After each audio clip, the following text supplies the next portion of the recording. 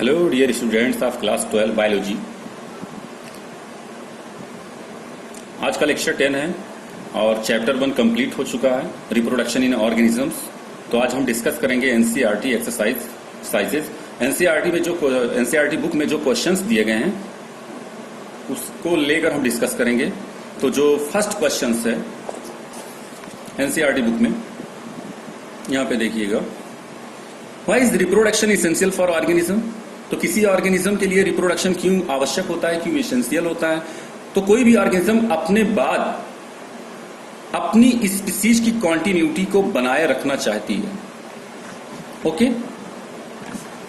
इसलिए उस ऑर्गेनिज्म में रिप्रोडक्शन क्या होता है, इसेंशियल होता है। मींस हम कह सकते हैं reproduction is essential for organism because it enables the continuity of the species generation after generation. Means एक जनरेशन के बाद जो नेक्स्ट जनरेशन की स्पीसीज की जो कॉन्टिन्यूटी है उसे वो बनाए रखना चाहती है, इसलिए वो रिप्रोडक्शन करती है, या उसके बॉडी के अंदर रिप्रोडक्शन क्या होता है, इसेंशियल होता है। नाउ नेक्स्ट क्वेश्चन है, which is a better mode of reproduction, sexual और असेक्सुअल। व्हाई? तो बेटर मोड ऑफ रिप्रोडक्शन क्या होगा, सेक्सुअल होगा, क्योंकि आप जानते हैं जब सेक्सुअल रिप्रोडक्शन होता है तो उसमें मियोसिस होता है नहीं होता है। और जब मियोसिस होगा तो मियोसिस में आप जानते हैं क्रॉसिंग ओवर होता है, ओके। और क्रॉसिंग ओवर में जो क्रोमोसोम होते हैं उनमें इंटरचेंजिंग होती है, जिसकी वजह से जो प्रोजिनी होती है उनमें क्या आता है, वेरिएशन आता है। और वेरिएशन आने की वजह से उनके सर्वाइवल के चांसेस, यानी जो प्रोजिनी होगी उसके सर्वाइवल के चांसेस क्या होते हैं, बढ़ जाते हैं, ओके डियर स्टूडेंट्स। मींस हम कह सकते हैं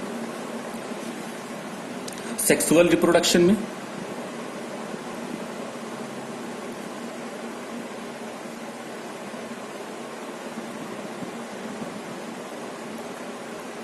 ओके।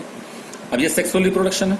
सेक्सुअल रिप्रोडक्शन में गैमीट का फॉर्मेशन होगा, ओके। तो जब गैमीट बनेंगे तो ये हैप्लॉइड ही तो बनेंगे, ठीक है, by the help of meiosis, okay. तो डिप्लॉयड सेल था, क्या था, डिप्लॉयड सेल, और उससे क्या बने, हैप्लॉइड गैमीट बने, ओके। अब गैमीट में जब गैमीट बनते हैं मियोसिस के हेल्प से तो क्रॉसिंग ओवर होता है, जिसकी वजह से जो प्रोजिनी इनके फ्यूजन ये जब फ्यूज होंगे तो इनके फ्यूजन से प्रोजिनी प्रोड्यूस होगी, ओके। अब ये जो प्रोजिनी होगी इनमें वेरिएशन होगा कि नहीं होगा, तो प्रोजिनी में वेरिएशन होगा, और वेरिएशन होने की वजह से जो प्रोजिनी के सर्वाइवल चांसेस होंगे वो क्या हो जाएंगे, बढ़ जाएंगे, ओके। लेकिन अगर हम असेक्सुअल रिप्रोडक्शन की बात करते हैं, किसकी बात करते हैं, असेक्सुअल रिप्रोडक्शन की बात करते हैं, तो आप जानते हैं कि असेक्सुअल रिप्रोडक्शन में गैमीट का फॉर्मेशन होता नहीं है, गैमीट फ्यूज नहीं होते हैं, और इसमें क्या पाया जाता है, माइटोसिस होता है। क्या होता है, माइटोसिस होता है, ओके। और जब माइटोसिस होगा तो जो भी सेल होगी उससे जब डॉटर सेल बनेगा तो उसमें नंबर ऑफ क्रोमोसोम्स सेम होंगे, यानी कि क्रोमोसोम नंबर कॉपी होकर के डॉटर सेल में आ जाएंगे, तो यहां पे वेरिएशंस नहीं होगा। क्या नहीं होगा, वेरिएशन, यहां पे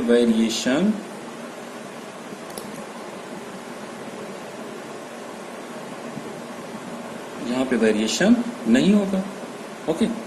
तो इनके सर्वाइवल के चांसेस क्या होंगे, बहुत कम होंगे, okay dear students.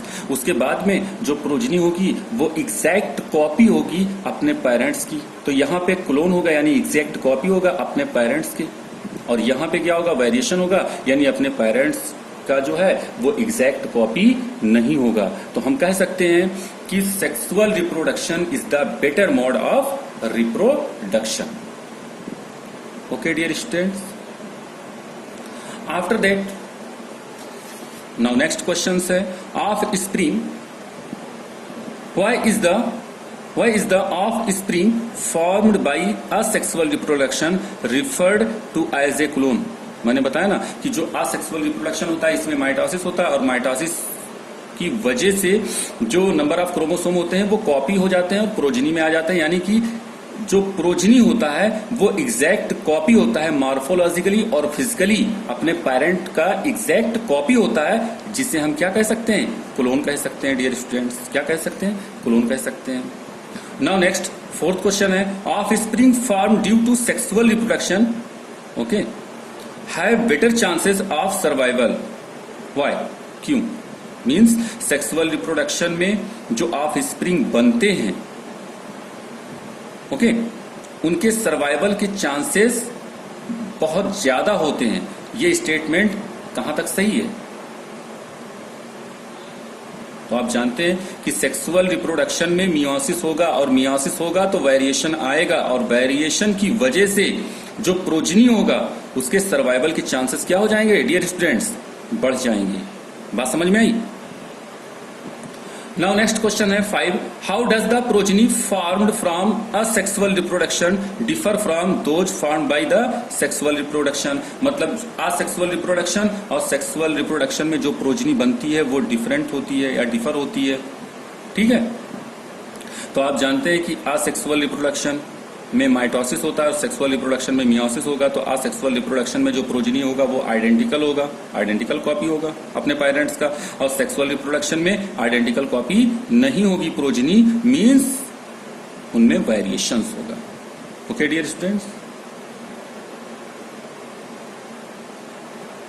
Now next 6th question है, distinguish between asexual and sexual reproduction.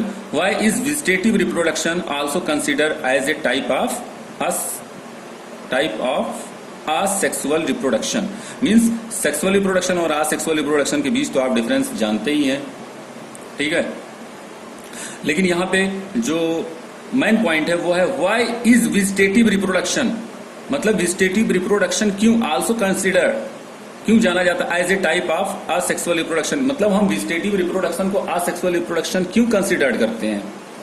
तो आप जानते हैं वेजिटेटिव रिप्रोडक्शन असेक्सुअल रिप्रोडक्शन में भी गैमीट नहीं बनते हैं, ना गैमीट का फ्यूजन होता है।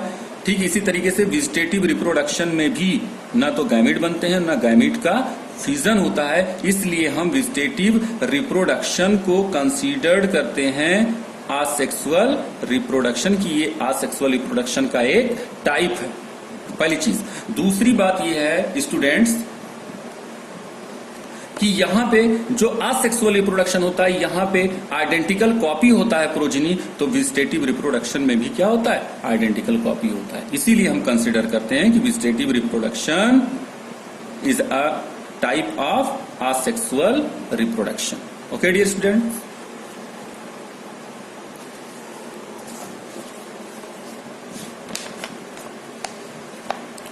नाउ नेक्स्ट क्वेश्चन है, what is vegetative propagation? Vegetative propagation क्या होता है? Give two suitable example. तो वेजिटेटिव प्रोपगेशन क्या होता है ये आप जानते हैं, ठीक है। और लेक्चर अगर आपने देखा होगा और उसे समझा होगा तो 2 एग्जांपल आपको आ रहा होगा, ठीक है। Now next define juvenile phase, reproductive phase और सेनेसेंट फेज। लाइफ स्पान में हमने फर्स्ट लेक्चर में ही हमने जो है जुवेनाइल फेज, रिप्रोडक्टिव फेज और सेनेसेंट फेज, इन तीनों के बारे में डिस्कस किया है। ओके, नाउ नेक्स्ट क्वेश्चन है question number 9, higher organism have restored to sexual reproduction in spite of its complexity. Higher organism sexual reproduction को रिस्टोर्ड इसलिए करते हैं क्योंकि वो अनफेवरेबल कंडीशन में सरवाइव कर सके।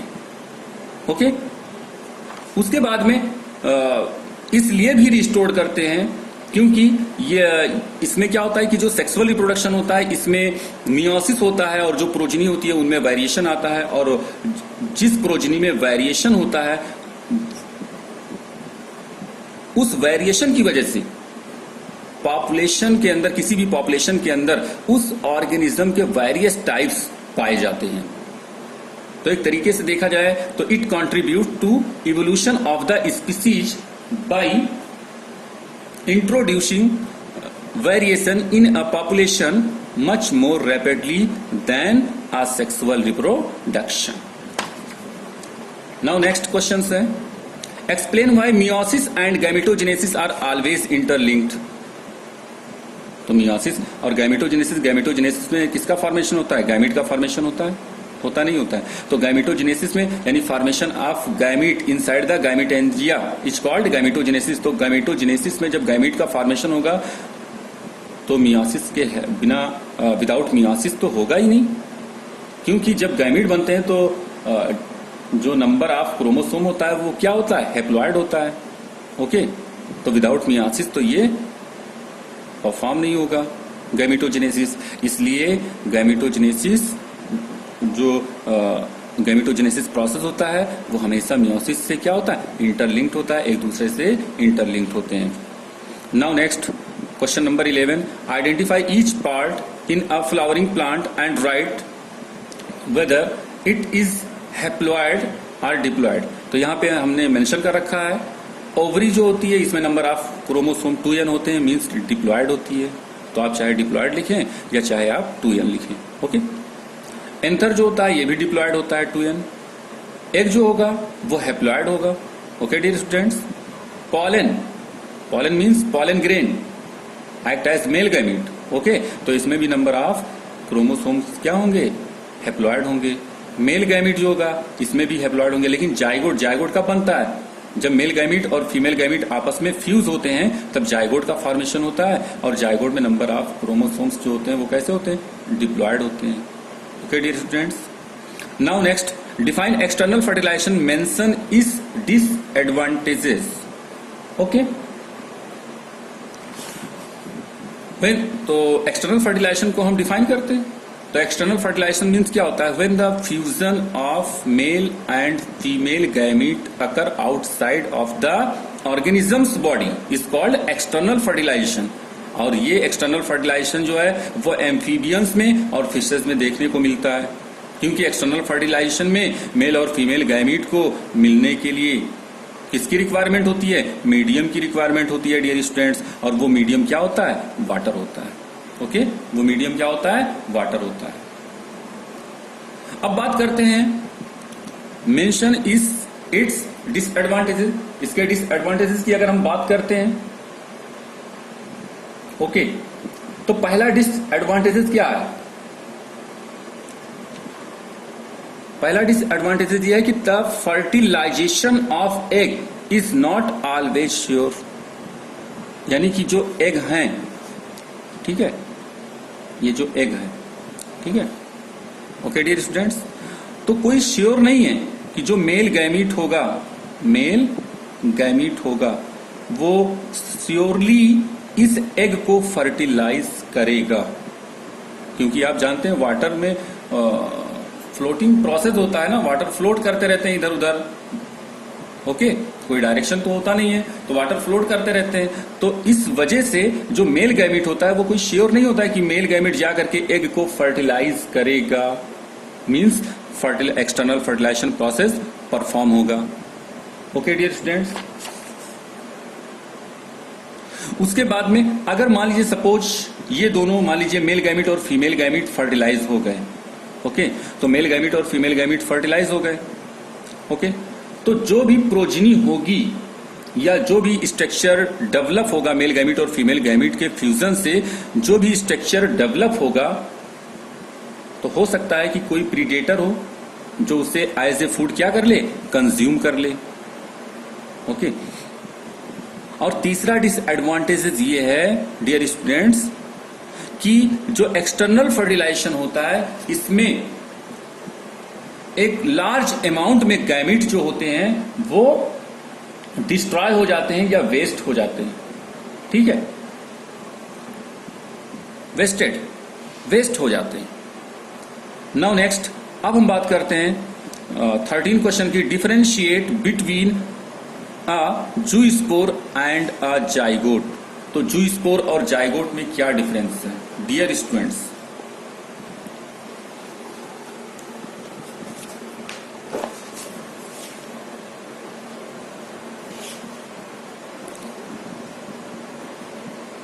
जूस्पोर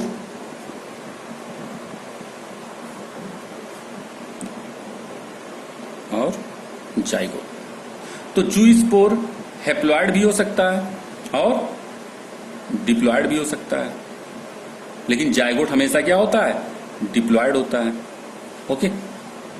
जूस्पोर में फ्लेजला यानी कि जूस्पोर जो होता है वो बाइफ्लेजलेटेड होता है नहीं होता है, लेकिन जाइगोट बाइफ्लेजलेटेड नहीं होता, यानी इसमें फ्लेजला नहीं पाए जाते। Okay dear students,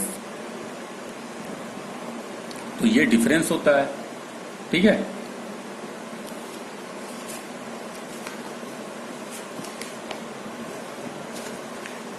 after that next question है differentiate between gametogenesis from embryogenesis. तो ये आप डिस्कस करिएगा, एम्ब्रियोजेनेसिस और gametogenesis. Formation of gamete okay is called gametogenesis and formation of embryo from zygote, यानी जो जाइगोट होता है वो एम्ब्रियो में ही तो चेंज होगा, that is called embryogenesis. 15 question है describe the post fertilization changes in a flower. एक फ्लावर में पोस्ट फर्टिलाइजेशन चेंजेज क्या होता है? तो किसी फ्लावर में पोस्ट फर्टिलाइजेशन चेंजेज क्या होगा dear students? Post fertilization changes क्या होगा? तो जब फर्टिलाइजेशन हो जाएगा तो ओवरी किस में कन्वर्ट हो जाएगी डियर स्टूडेंट्स? फ्रूट में। ओके। ओव्यूल किस में चेंज हो जाएगा? ओव्यूल चेंज हो जाएगा सीड में। और उसके बाद में जो कैलिक्स होंगे या जो करोला होंगे, okay, calyx and Corolla, okay, ये क्या हो जाएंगे? डिस्ट्रॉय, शेड हो जाएंगे, गिर जाएंगे। ओके। तो ये शेड हो जाएंगे, डिस्ट्रॉय हो जाएंगे कह सकते हैं हम। उसके बाद में जो स्टमेन होगा, स्टमेन और pistil, stamen is the male reproductive organ and pistil is the female reproductive organ, ये भी क्या हो जाएंगे? डिस्ट्रॉय हो जाएंगे। तो ये इतने चेंजेज आते हैं पोस्ट फर्टिलाइजेशन। किसी फ्लावर में फर्टिलाइजेशन के बाद इतनी चेंजिंग आती है और इसका डिटेल जो है वो हम सेकंड चैप्टर में स्टडी करेंगे। अभी यहाँ पे एक जनरल आपको दिया गया है। ओके डियर स्टूडेंट्स, तो ओवरी फ्रूट में चेंज हो रही है, ओव्यूल सीड में चेंज हो रहा है, और कैलिक्स करोला जो है वो शेड हो जाते हैं, गिर जाते हैं, ड्राई हो जाते हैं, सूख जाते हैं, मीन्स हम कह सकते हैं फाइनली कि वो डिस्ट्रॉय हो जाते हैं। Stamen is the male reproductive organ, pistil is the female reproductive organ. Okay. तो अब इन दोनों का वर्क जो है वो खत्म हो चुका है। ठीक है। तो ये भी शेड हो जाते हैं, ड्राई हो जाते हैं, फाइनली इसमें भी हम कह सकते हैं कि ये क्या हो जाते हैं? डिस्ट्रॉय हो जाते हैं। Okay dear students,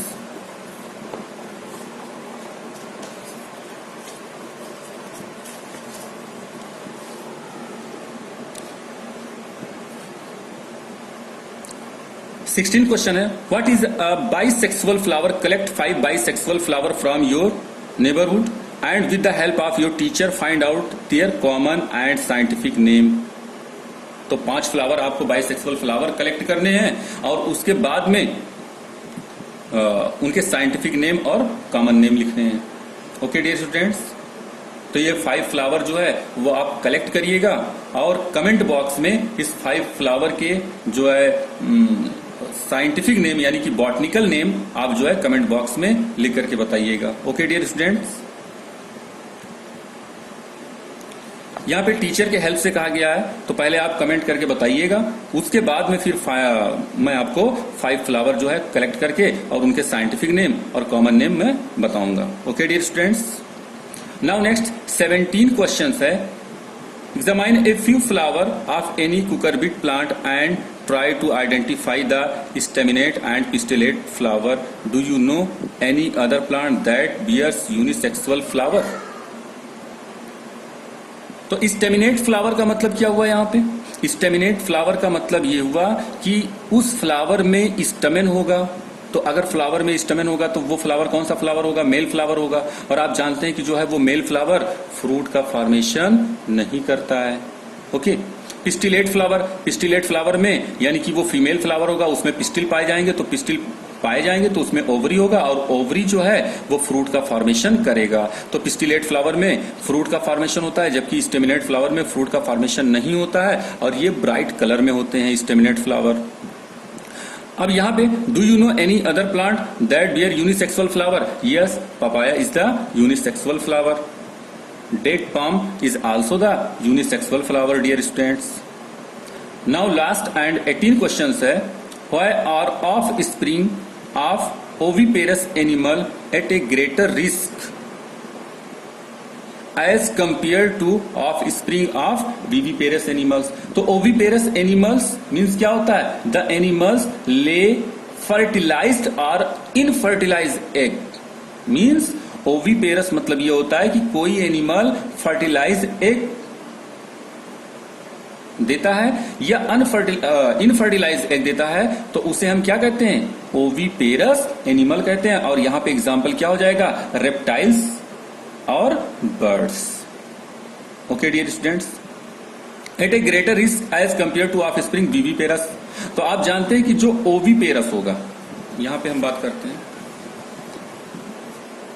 now look, oviparous, ठीक है, तो ये क्या देगा? एग देगा कि नहीं देगा? अब इस एग को बहुत सारे प्रीडेटर ऐसे होंगे जो एग को क्या कर जाएंगे? खा जाएंगे as a food. Okay dear students, लेकिन यहां पे अगर हम विविपेरस की बात करते हैं, विविपेरस की हम बात करते हैं, ठीक है, तो यहां पे जो भी विविपेरस एनिमल होगा, ठीक है, तो विविपेरस एनिमल का एग्जांपल मैमल हो सकता है और विविपेरस एनिमल्स में क्या होगा? जाइगोट डेवलप होंगे। क्या डेवलप होंगे डियर स्टूडेंट्स? जाइगोट डेवलप होंगे।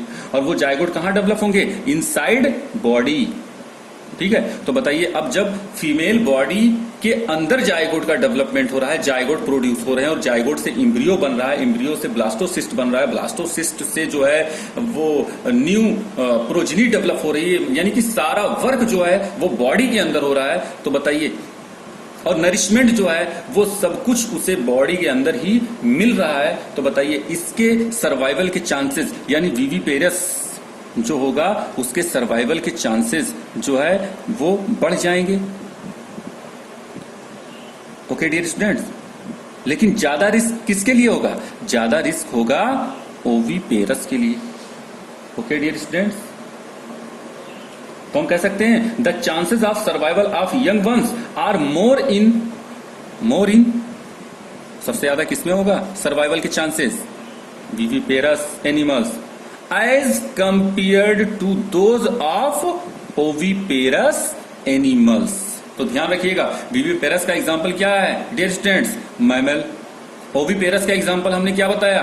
रेप्टाइल्स और बर्ड्स, ठीक है, ये अंडे देते हैं ओवीपेरस। और विविपेरस जो है वो अंडे नहीं देते हैं, उनमें फ्यूजन होता है, जाइगोट बनता है। ओके डियर स्टूडेंट्स, तो आज के लिए इतना ही। अगर क्वेश्चन में कोई चीज ना समझ में आई होगी आप लोगों को, या कहीं पे कोई डाउट होगा, तो कमेंट बॉक्स में जरूर लिखिएगा और उसको मैं सॉल्व करने की कोशिश करूंगा। ओके डियर स्टूडेंट्स, और नेक्स्ट लेक्चर जो होगा वो चैप्टर 2 होगा, जिसका नाम है sexual reproduction in flowering plants. Okay dear students, तो ये sexual reproduction in flowering plants जो है ये हम नेक्स्ट लेक्चर में डिस्कस करेंगे और इसे समझेंगे। तब तक के लिए God bless you, thank you. Okay dear students.